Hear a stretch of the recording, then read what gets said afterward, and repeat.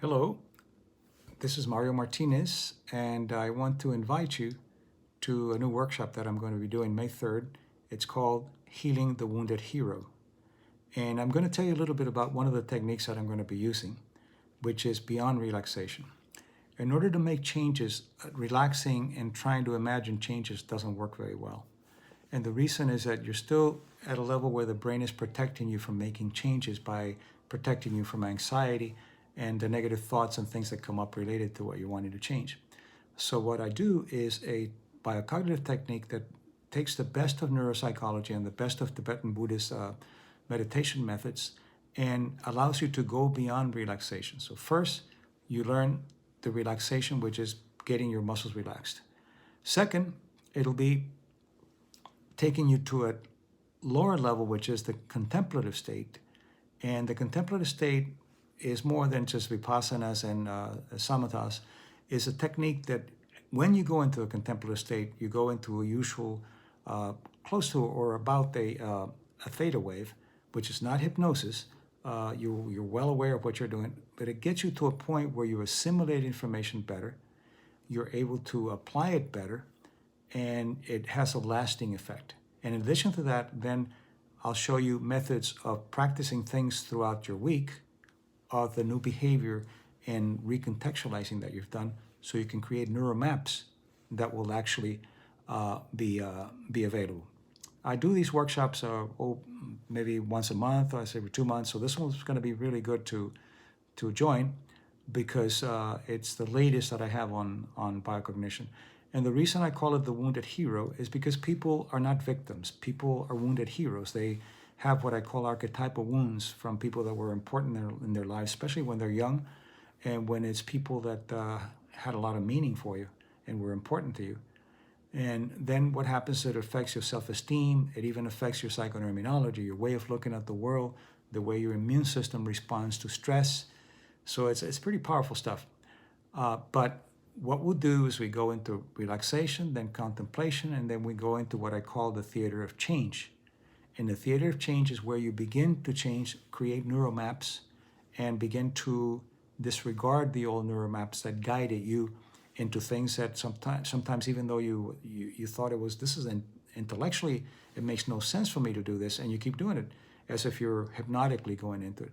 That's because we have what's called a default mode in neuroscience, and that is that the brain goes into the default mode once everything has been settled. So for example, if you're doing a meditation or relaxation, you will be relaxed and you'll go into a very nice contemplative state.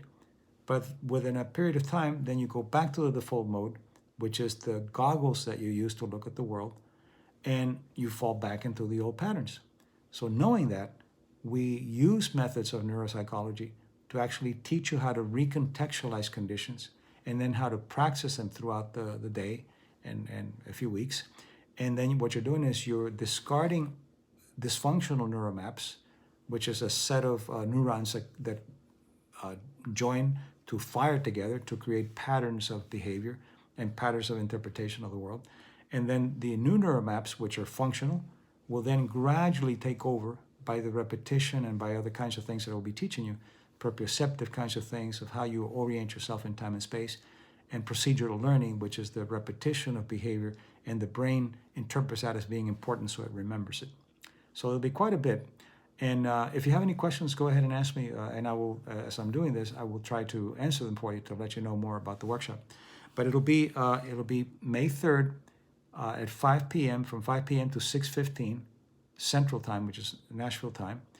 And it'll be on Zoom. And you can sign up for it. You can register on my website at biocognitive.com, and you'll see it as you go to the landing page. But the important thing is that we're going to be combining the best of Eastern meditative methods and the best of Western neuropsychology and neuromap shifting. So it'll be a way of you identifying the things that you thought you couldn't change and bringing them to this level of what I call the theater of change and making the changes, but also realizing that the context determines how you respond to things. So when you look at the context and with the methods that we'll teach you, you'll know exactly that you're falling into it almost in a hypnotic way to change the things that are not serving you well. And yet you do it. But there's a neuropsychology about that. And there's a process about that, what I call a bioinformational field, which is what we are. And that bioinformational field responds to the cultural history that you learned.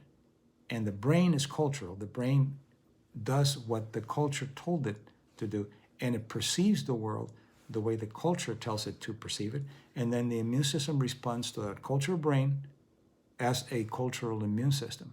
And there'll be very specific information that I'll give you, the science that backs it up in psychoneuroimmunology and neuroscience, cultural anthropology. So you can see that this is a really good science, but you can't bottle it, so therefore it is not that popular. It's something that you have to practice yourself, and it's not any kind of quick fix, for sure, but it doesn't take years of therapy at all. It's just something that you see changes quickly, but based on the commitment that you make to it, also based on the self-esteem that you allow. Because we don't do things when we don't think that we're worthy, or we don't think that something is valuable enough to do. So first we'll learn how to value self, and then do the things that are functional to continue to value ourselves. And actually it improves your health, it improves your relationships, and also the way to look at the future and your prosperity in the future. It'll give you a selective perception of what works, a selective perception of good people, a selective perception of prosperity, and a selective perspective, especially, of longevity, based on the work that I've done with centenarians, people who are over 100 years old, and they live healthy, and some of them live alone, and it's not genetics. Genetics is top 25%. 25% is the genetics for longevity. Everything else is what I call biosymbols. Not only what you eat, but the way that you perceive the world. And that's what we'll be working on Wounded Heroes. So there'll be techniques, and the techniques go beyond relaxation. They go into contemplative types of methods that you'll be well aware of what you're doing, but at a level that the brain assimilates it and allows it to be contextualized, or what I call recontextualized, rather than behavior modification. Behavior modification is for rats. Recontextualizing context is the empowerment that you will learn.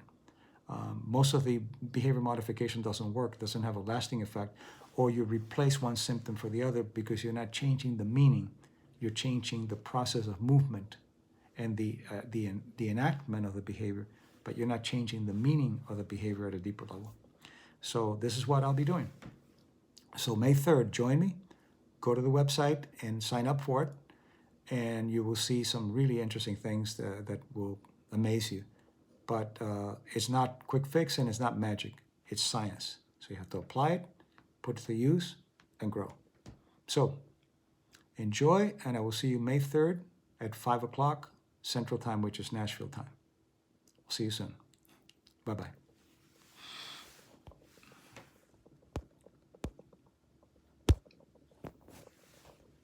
And I'm not as technically minded as you would think, so I'm turning it off here, and there we go.